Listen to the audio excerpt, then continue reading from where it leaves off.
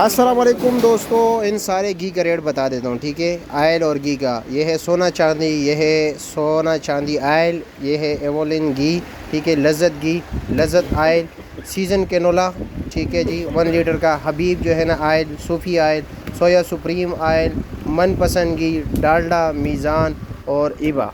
भाई सोना चांदी का 1 kg का रेट जो चल रहा है ना, ये फुल 1 kg है। ठीक है, इसका रेट है 420 रुपया।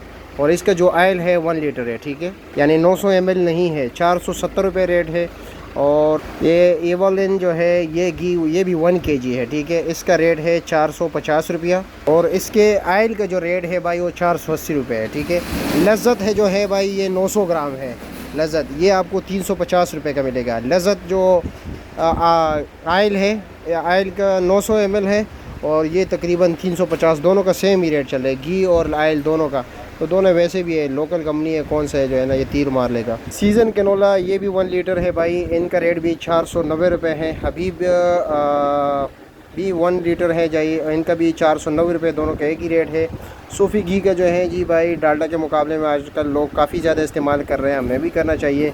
घी का रेट है इसका जी 480 रुपया और आयल के इसका रेट है जी 510 रुपया।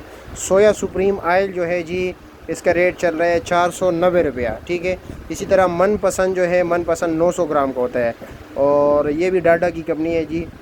इसका रेट चल रहा है 900 ग्राम का 420 और इसका आयल जो है वो तकरीबन 450 का है।